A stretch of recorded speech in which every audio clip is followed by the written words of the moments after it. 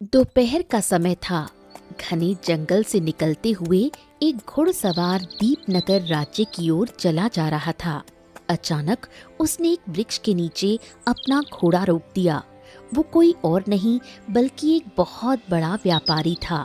उसे और उसके घोड़े दोनों को थकान महसूस हो रही थी। चल चल चल चल, आराम से आराम से आराम से। हाँ, लगता है कि घोड़े को भी थकान हो गई है और मुझे भी नींद आ रही है। एक काम करता हूँ, थोड़ा वृक्ष के नीचे आराम कर लेता हूँ, फिर आगे की यात्रा जारी रखता हूँ। रोक रोक रोक रोक रोक। इतना कहकर व्यापारी घोड़े से उतरकर वृक्ष के नीचे बैठने ही वाला था कि तभी एक पक्षी उड़ता हुआ वहां आ गया और व्यापारी को घूरने लगा। पक्षी के घूरने का अंदाज उसे बड़ा ही विचित्र लगा।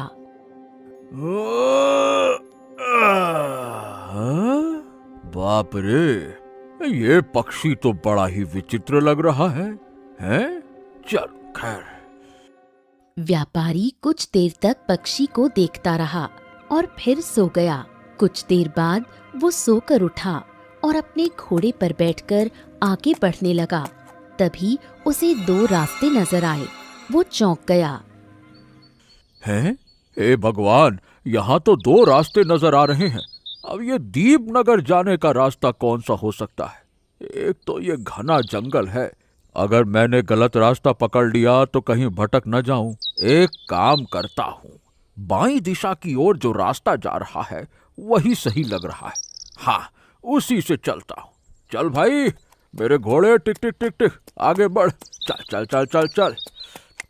अरे, इतना कहकर व्यापारी बाईं दिशा की ओर बढ़ने ही वाला था कि तभी वही पक्षी उसके सामने आकर बैठ गया।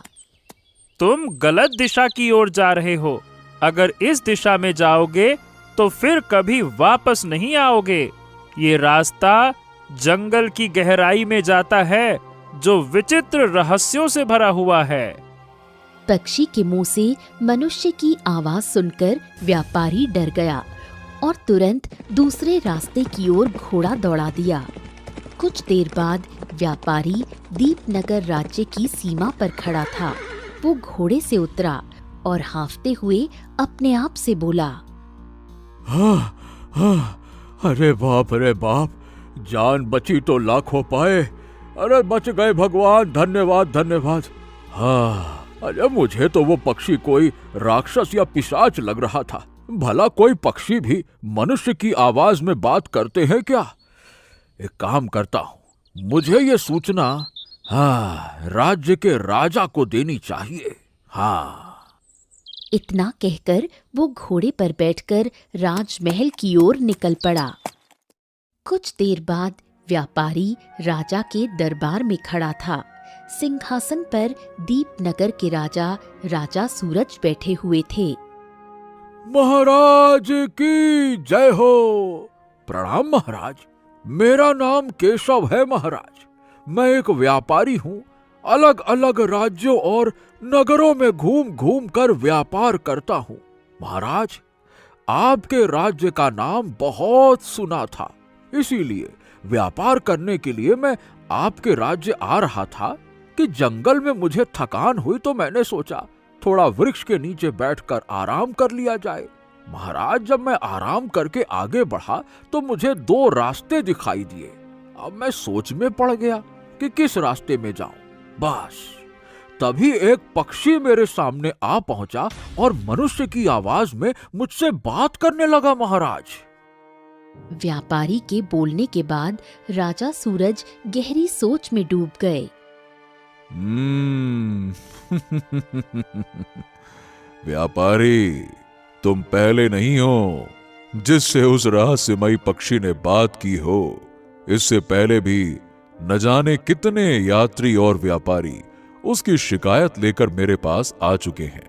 न जाने उस जंगल की गहराई में ऐसा क्या है कि वो पक्षी हमेशा लोगों को वहां जाने से रोक देता है। लेकिन हम चुप इसलिए हैं क्योंकि वो किसी का नुकसान नहीं करता और दीपनगर जाने का सही रास्ता ही तो बताता है। तो इसमें समस्या कोई दिखती नहीं है। ये सुनकर व्यापारी सोच में पड़ गया। अब कायदे से तो आप ठीक कह रहे हैं महाराज, लेकिन फिर भी एक पक्षी का मनुष्य की आवाज में बात करना मतलब पहली बार जो देखेगा वो तो अंदर से कांप जाए। बड़ा विचित्र है। मुझे लगता है कि कहीं आगे जाकर वो पक्षी कोई खतरा ना खड़ा कर दे। चलिए आज्ञा दे महाराज, आपका बहुत बहुत धन्यवाद। धन्यवाद। इतना कहकर व्यापारी वहां से चला गया। राजा सूरज फिर सोच में डूब गए। पिताजी, काफी समय हो गया उस पक्षी के बारे में सुनते सुनते। अब तो मेरे कान थक गए हैं। मुझे आप आज्ञा दें, मैं इस रहस्य का पता लगा कर ही रहूंगा। ये क्या बकवास कर रहे हो राजकुमार अर्जुन? वो पक्षी जंगल की गहराई में ना जाने की चेतावनी देता है। क्या पता वहां क्या हो, और तुम उसके रहस्य का पता लगाना चाहते हो? ये तो पागलपन है। अब कुछ भी हो पिताजी, लेकिन मैं उस पक्षी के रहस्य का पता जरूर लगाऊंगा। आखिर वो कौन सा पक्षी है जो मनुष्य की आवाज में बात करता है? उसका रहस्य क्या है? आज्ञा दें पिताजी। इतना कहकर राजकुमार अर्जुन वहां से निकल गया। राजकुमार अर्जुन घोड़े पर सवार होकर सीधा जंगल की ओर गया और उसी स्थान पर पहुंचा जहां दो रास्ते बने थे। जैसे ही वो जंगल की गहराई वाले रास्ते पर घोड़ा दौड़ाने लगा, वही पक्षी रंग बिरंगी किरणों के साथ प्रकट हुआ। आगे मत जाओ, आगे जंगल की गहराई है जो बहुत खतरनाक है। वहाँ हमेशा रहस्यमयी जीव और विचित्र घटनाएं होती रहती हैं। हम हैं राजकुमार अर्जुन। हमारी परवरिश इस तरह से हुई है कि चाहे कितना भी खतरनाक और ताकतवर प्राणी सामने आ जाए, हमें डरना नहीं सिखाया गया। हम तेरी बातों में नहीं आने वाले, समझे? अर्जुन ने तलवार निकाली और घोड़े को रास्ते की ओर बढ़ा दिया। बहुत देर घोड़ा दौड़ाने के बाद अर्जुन को एक खंडहर दिखाई दिया जो डरावना और विचित्र लग रहा था। वो घोड़े से उतरा और धीरे धीरे अंदर गया। जैसे ही वो अंदर पहुंचा, उसकी आंखें फैल गईं। खंडहर के भीतर विशाल खजाना था। ये तो बड़ा प्राचीन खजाना लग रहा है। अब समझ में आया कि वो पक्षी यात्रियों को यहाँ आने से रोकता क्यों था, ताकि कोई यात्री इस खजाने को प्राप्त ना कर ले। लेकिन अब ये खजाना तो मैंने देख ही लिया है। अब मैं सारे खजाने को मैं ले जाऊंगा, और इस खजाने को पाकर मैं तो और भी अधिक शक्तिशाली राजा बन जाऊंगा। राजकुमार अर्जुन खजाने में से एक सोने के सिक्के को स्पर्श करने ही वाला था कि अचानक उसके पीछे एक आवाज गूंजी। रुक जाओ, वो खजाना श्रापित है, उसे हाथ मत लगाना। अर्जुन पीछे पलटा। वहां एक बूढ़ा साधु खड़ा था। तुम कौन हो अब? एक साधु जो हमेशा से इस खजाने को लोगों द्वारा लेने से रोकता आया है, क्योंकि हम जानते हैं कि यह एक खजाना श्रापित है। इस खजाने को तुम जैसे ही स्पर्श करोगे, तुम्हें कौन सा श्राप लगेगा ये तो हम भी नहीं जानते। श्राप? अरे फिर तो तुम कोई मूर्ख साधु होगे। अरे खजाना श्रापित है ये तो जानते हो, और स्पर्श करने के बाद क्या श्राप होगा ये नहीं जानते। अरे ओ भाई पागल बुड्ढे, ये अटखेलियां किसी और के साथ करना। हम राजकुमार हैं, राजकुमार। ना तो हम किसी से डरते हैं और ना ही श्राप का हमें खौफ है। चलो दफा हो जाओ यहां से, जाओ।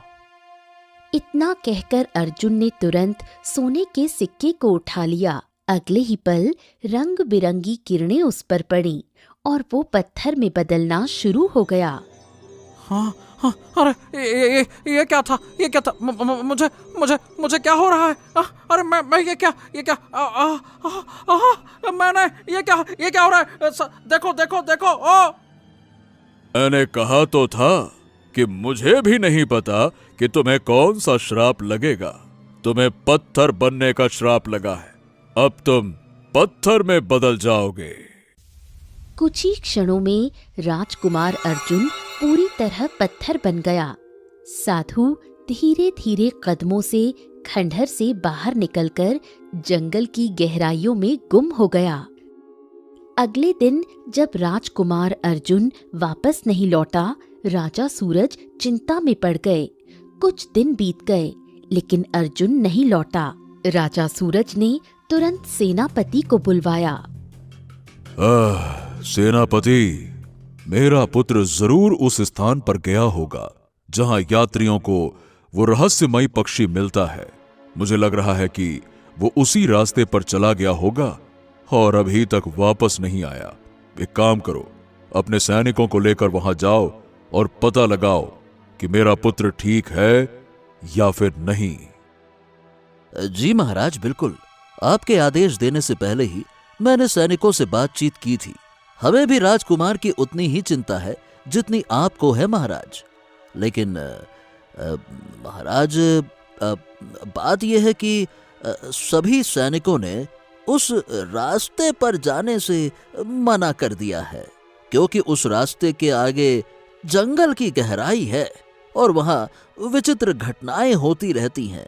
कहते हैं कि आज तक जो भी गया है वो कभी वापस नहीं लौटा है। ये सुनकर राजा सूरज चौंक गए। क्या? वापस नहीं लौटा? इसका क्या मतलब है? महाराज, वर्षों पहले की बात है। कहते हैं कि उस जंगल की गहराई में एक राक्षस का शासन था।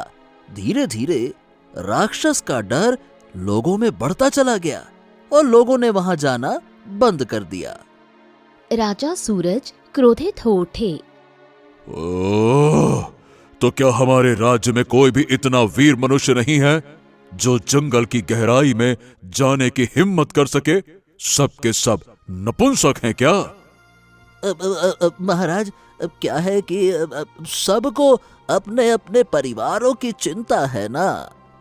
तो जाओ, जाकर पूरे राज्य में ऐलान कर दो कि जो भी जंगल की गहराई में जाकर हमारे पुत्र को ढूंढ कर लाएगा, राजकुमार अर्जुन को वापस लाएगा, हम उसे मुंह मांगा इनाम देंगे। भले ही इनाम में वो हमसे हमारा आधा राज्य ही क्यों न मांग ले। जाओ, ऐलान करवाया जाए। सेनापति तुरंत दौड़कर ऐलान कर देता है। कुछ ही देर में दीपनगर राज्य में जंगल की गहराई की खबर आग की तरह फैल गई। हरियालीपुर गांव में आदित्य नाम का एक शिकारी रहता था।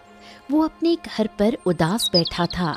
उसकी 10 वर्षीय पुत्री राधा चारपाई पर बीमार अवस्था में पड़ी थी। उसकी पत्नी गौरी रो रही थी। अरे गौरी, तुम भी काहे चिंता करती हो? हमारी पुत्री ठीक हो जाएगी। हाँ, अभी भी मुझसे झूठ बोल रहे हो? क्या तुमने वैद्य जी की बात नहीं सुनी?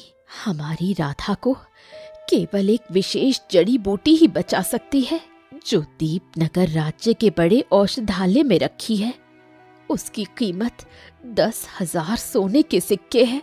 अगर वो जड़ी बूटी नहीं मिली तो वो नहीं बचेगी। बताओ, 10,000 सोने के सिक्के कहाँ से लाओगे तुम? आदित्य निराश हो गया। उसकी आंखों में आंसू भर आए। कितनी बार कहा था तुमसे शिकार करना छोड़ दो, लेकिन तुम नहीं माने। जरूर किसी निर्दोष पक्षी या जीव का श्राप लगा है हमारी बेटी को। आदित्य की आंखों से आंसू बहने लगे। धीरज रखो गौरी, मैं कुछ भी करूंगा, लेकिन अपनी राधा को कुछ नहीं होने दूंगा। मैं कहीं से भी 10,000 सोने के सिक्के लेकर आऊंगा और जड़ी बूटी जरूर खरीदूंगा। तुम देखना, मैं लेकर आता हूँ।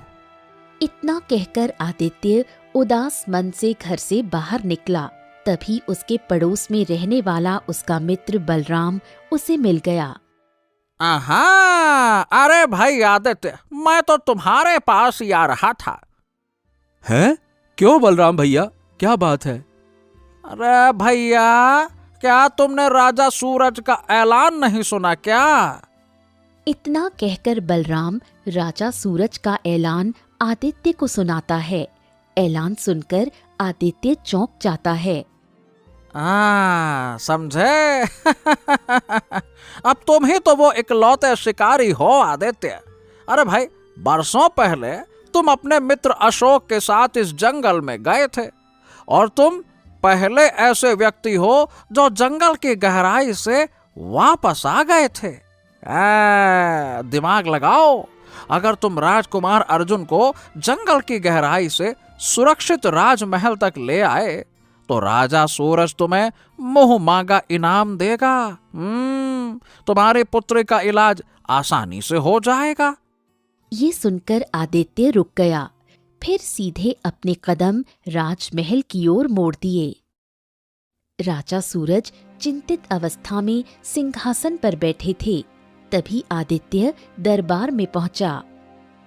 मैंने सुना है कि राजकुमार अर्जुन जंगल की गहराई में जाकर लापता हो गए हैं और कोई भी जंगल की गहराई में जाने के लिए तैयार नहीं है महाराज।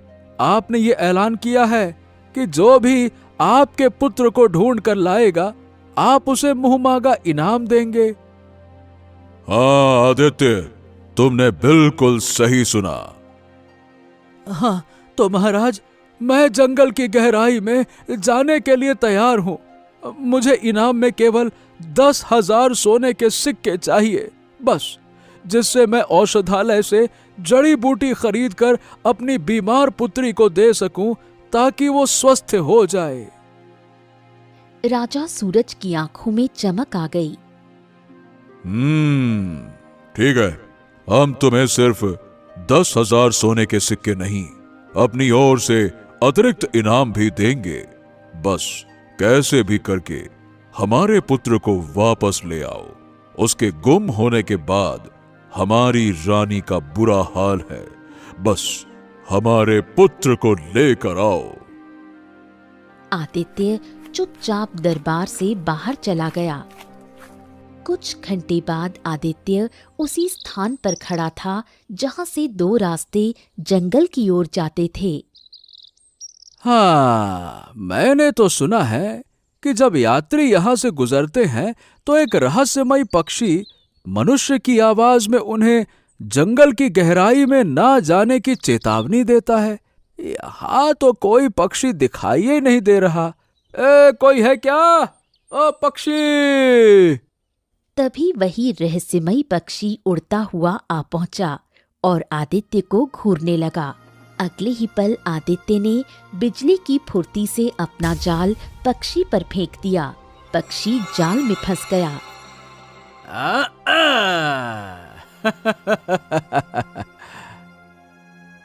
अरे अब मुझे छोड़ दो मुझे, छोड़ो। अरे तुमको छोड़ देंगे तो फिर हमारा काम कैसे होगा?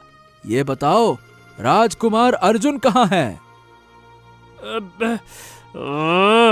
मुझे क्या पता, मैं तो जंगल की गहराई में जाने से लोगों को रोकता हूँ, मुझे नहीं पता। आदित्य ने पक्षी को गहरी नजरों से देखा। मैं जानता हूँ कि वर्षों से तू आने जाने वाले यात्रियों को जंगल की गहराई में ना जाने की चेतावनी दे रहा है, लेकिन तू हमेशा से इस जंगल में नहीं था।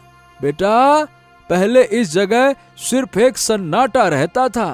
ये बता, तू आखिर है कौन? कहाँ से आया है? हैं बोल। मैं एक रहस्यमयी पक्षी हूँ। अरे वो तो मैं जानता हूँ, देख रहा हूँ कि तू रहस्यमयी है। हाँ, नहीं तो फालतू की बात करता है। अच्छा खैर, देख तू कौन है, मनुष्य की आवाज में कैसे बात करता है, कहाँ उड़ता है, क्या खाता है, मुझे इससे कोई मतलब नहीं। मैं तो सिर्फ ये जानना चाहता हूँ कि जंगल की गहराई में जाने से तू लोगों को रोकता क्यों है, ये बता। तो क्या तुम सचमुच नहीं जानते? ये सुनकर आदित्य चौंक गया। हैं? अरे मैं क्या जानूं? अच्छा ये बता, राजकुमार अर्जुन कहाँ है? कहाँ है वो? ठीक है, बताता हूं, पर पहले मुझे आजाद तो करो। क्या भरोसा, आजाद करते ही तुम फुर्र होकर उड़ जाओगे तो मैं क्या करूंगा? ओहो, तुम बातें तो ऐसी कर रहे हो जैसे तुम जंगल की गहराई में पहली बार जा रहे हो। क्या तुम भूल गए क्या? तुम ही वो पहले मनुष्य हो जो जंगल की गहराई में जाकर वापस आए थे। ये सुनकर आदित्य स्तब्ध रह गया। अरे तुम इस बारे में कैसे जानते हो? हैं? सब बताता हूँ। पहले मुझे आजाद तो करो। ये मुझे नहीं पसंद, ये जालवाल, हटाओ इसको। आदित्य ने पक्षी को आजाद कर दिया। पक्षी तुरंत गहराई वाले रास्ते की ओर बढ़ा। आदित्य उसके पीछे चल दिया। कुछ देर बाद आदित्य एक खंडहर के बाहर खड़ा था। क्या हुआ? खंडहर के अंदर नहीं जाओगे? नहीं, मैं अंदर नहीं जाना चाहता। मैं जानता हूं कि तुम क्यों मना कर रहे हो, लेकिन विश्वास करो, जिस बात से तुम डर रहे हो वो खतरा अब हमेशा के लिए टल चुका है। राजकुमार तुम्हें इसी खंडहर के अंदर मिलेगा, और हाँ, तुम पहले भी इस खंडहर में आ चुके हो, तो डरो मत, जाओ। आदित्य चौंक गया। कुछ देर सोचने के बाद वो खंडहर के अंदर चला गया, और जैसे ही अंदर पहुंचा उसकी सांसें रुक गईं। राजकुमार अर्जुन पत्थर बना खड़ा था। अरे बाबा, ये कैसे? ये राजकुमार पत्थर का कैसे बन गया? इस प्राचीन खजाने को स्पर्श करके वो पत्थर का बन गया। क्या तुम्हें नहीं मालूम? ये खजाना श्रापित है, हैं? तुम तो सब जानते हो। पक्षी की बात सुनकर आदित्य ने तुरंत अपना धनुष निकाला। उसने तीर चढ़ाकर पक्षी की ओर निशाना साधा। ओह, सच बता, तू है कौन और मेरे बारे में इतना सब कुछ कैसे जानता है? और ये भी बता कि राजकुमार अर्जुन पत्थर का कैसे बना? जल्दी बता, नहीं मैं तीर छोड़ रहा हूँ, बोल। अगले ही पल वो पक्षी रंग बिरंगी किरणों के बीच एक सुंदर युवक में परिवर्तित हो गया। उसे देखकर आदित्य चौंक गया। अरे अशोक, तू? हाँ, मैं अशोक, तेरा मित्र। तू तो मुझे मारकर, मुझे मरा हुआ समझकर छोड़कर भाग गया था। हाँ, मैं सब जानता हूँ तेरे दिमाग में अभी क्या चल रहा है। तू यही सोच रहा है ना कि इस खंडहर के अंदर एक राक्षस का शासन था और वो राक्षस कहाँ गया, यही सोच रहा है ना? तो सुन। अशोक की आंखों में आंसू आ गए। पक्षी के रूप में मैं ही था। मैं जानबूझकर यात्रियों को जंगल की गहराई में न आने की चेतावनी देता था। मुझे पता था कि एक ना एक दिन ये बात राजा महाराजा तक जरूर पहुंचेगी। या तो राजा अपने किसी प्रिय को यहाँ भेजेंगे या स्वयं आएंगे। जंगल की गहराई में जाने का मतलब है इस खंडहर तक पहुंचना, और इस खंडहर में ये प्राचीन खजाना रखा हुआ है। और मनुष्य का स्वभाव तो होता ही है लालच करना। लालची मनुष्य सब कुछ भूल जाता है, जैसे हम और तुम भूल गए थे। अगर राजमहल का कोई व्यक्ति इस खजाने को हाथ लगाएगा तो वो पत्थर का बन जाएगा, और जंगल की गहराई में आने के लिए कोई तैयार नहीं होता सिवाय तेरे, क्योंकि केवल तू ही था जो जंगल की गहराई से जिंदा बचकर गया था। अशोक की आंखों से आंसू बहने लगे। तू तो मेरा मित्र था ना रे, फिर क्यों? क्यों? इतना कहकर अशोक की आंखें पुरानी यादों में डूब गईं। हरियालीपुर गांव में अशोक और आदित्य दो शिकारी रहते थे। दोनों गहरे मित्र थे। एक दिन शिकार करके वापस लौटते समय आदित्य की नजर जंगल की गहराई वाले रास्ते पर पड़ी। बड़ा मजा आया शिकार करके, शिकार करके। अरे ए अशोक, ये क्या? इस जंगल की गहराई में ऐसा क्या है कि कोई भी डर के कारण वहां जाता नहीं है? ये क्या चक्कर है? अरे मुझको क्या पता, ये लोगों का कुछ भी है। कभी किसी से डरेंगे, कभी किसी से डरेंगे। तभी अचानक एक आवाज उनके कानों में गूंजी। जंगल की गहराई में एक राक्षस का शासन है। अशोक और आदित्य चौंके। उन्होंने पीछे देखा, एक साधु खड़ा था।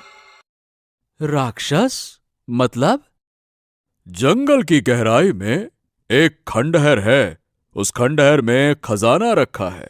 उस खजाने की रक्षा एक राक्षस करता है। वो राक्षस बरसों पहले एक डाकू था। आने जाने वाले यात्रियों को लूटकर उनका सोना चांदी खंडहर में छुपाया करता था। एक दिन साधु ने क्रोधित होकर उसे श्राप दिया और वो राक्षस बन गया। अब जो भी खंडहर में जाता है उसके मन में लालच जाग जाता है। वो अच्छाई भूल जाता है और राक्षस का शिकार हो जाता है। इसीलिए लोग डर के कारण अब जंगल की गहराई में नहीं जाते। इतना कहकर साधु चला गया। साधु की बात सुनते ही आदित्य के मन में लालच आ गया। आहा, ए अशोक, चल चल चल चल चल, खंडहर के अंदर चलते हैं, चलना। अरे तू क्या पागल वागल हो गया क्या? है मरना है क्या? अरे साधु महाराज ने साफ साफ कहा है अंदर राक्षस का शासन है, और तू बोलता है खंडहर के अंदर चल। नहीं तो। अरे थोड़ा सा खतरा उठाने में क्या जाता है? तू ये सोच, अगर हमने थोड़ा सा भी खजाना पा लिया तो हमारी गरीबी खत्म हो जाएगी, हम अमीर बन जाएंगे। ये सोचना। अशोक के मन में भी लालच जाग गया। डरते हुए उसने हामी भर दी। दोनों जंगल की गहराई में चले गए। कुछ देर बाद उन्हें खंडहर नजर आया। वो अंदर गए। वहां खजाने का ढेर लगा था। खजाना देखकर आदित्य की आंखें चमक उठी। अशोक भी खुशी से चिल्लाया, ये! अरे मित्र, हम तो धनवान हो गए, धनवान हो गए, धनवान हो गए। अब सारा खजाना हमारा है। ये! इससे पहले कि वो खजाना लेकर भागे, अचानक आदित्य का चेहरा बदल गया। उसकी आंखों में लालच पूरी तरह भर गया। उसने अशोक पर तीर तान दिया। ये क्या कर रहे हो मित्र? ये क्या है?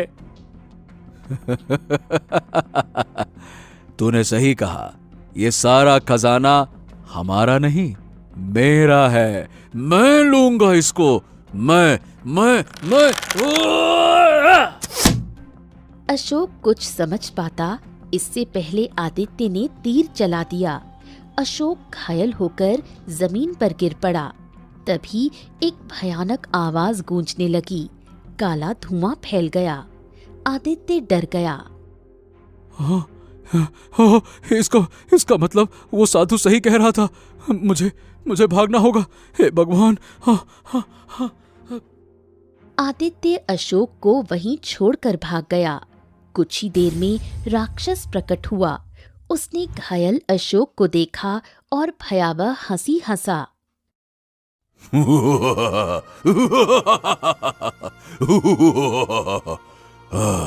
मनुष्य का स्वभाव ही लालच करना है। तेरे मित्र ने तेरे साथ गद्दारी की है।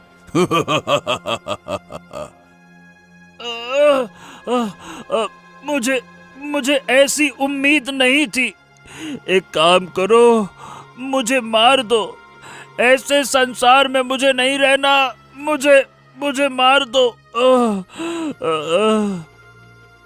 कैसे व्यक्ति हो तुम? क्या तुम बदला नहीं लेना चाहते? बदला कैसे लूं? तीर मेरे शरीर में घुसा है और ज्यादा देर तक अरे रे, मैं जीवित नहीं रह सकता तो बदला कौन लेगा? मैं भी कभी डाकू था, फिर श्राप से राक्षस बन गया। अब हालांकि मैं बुढ़ा हो गया हूँ और कुछ समय बाद मर भी सकता हूँ। अगर तुम चाहो तो मैं तेरे शरीर के अंदर प्रवेश कर जाऊंगा। तुझे नया जीवन मिल जाएगा, तुझ में शक्तियां आ जाएंगी। तू किसी भी जानवर या पक्षी में बदल सकेगा और फिर अपने मित्र से बदला ले लेना। ये सब कुछ तेरे हाथ में होगा। अशोक गहराई से सोच में पड़ गया। हाँ, मुझे मंजूर है। अगले ही पल राक्षस काले धुएं में बदलकर अशोक के शरीर में समा गया। अशोक का घायल शरीर ठीक हो गया और वो रंग बिरंगी किरणों में बदलकर एक पक्षी बन गया। अशोक की बात सुनकर आदित्य के हाथ कांप उठे। खंडहर के अंदर तनाव और गहरी खामोशी फैल गई थी। तुझे लगता होगा कि तेरे तीर से घायल होकर मैं मर गया हूँगा, लेकिन देख मैं तेरे सामने खड़ा हूँ और अब तेरी बारी है आदित्य, तेरी बारी। अशोक की आंखों में बदले की आग थी। तेरे ऊपर तीर चलाने के बाद मुझे बहुत पछतावा हुआ था। मैंने गांव वालों से झूठ कहा कि तू जंगल में खो गया, लेकिन मुझे मेरे पाप की सजा मिल गई। मेरी पुत्री बहुत बीमार है।